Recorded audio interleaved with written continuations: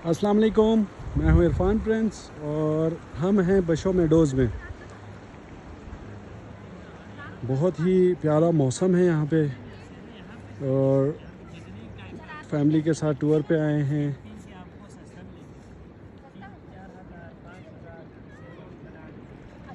ये Mohammad Rizwan horse riding के लिए हॉर्स का वेट कर रहे हैं और ये सलीना ज़ैनब और सेबा बिल्किस ये दोनों हॉर्स राइडिंग करके वापस आ रहे हैं। ज़ैनब, आप इंजॉय कर रही हो? जी बोलते हैं। हाँ जी। और सेबा, आप? हाँ जी। आप भी इंजॉय कर रही हो?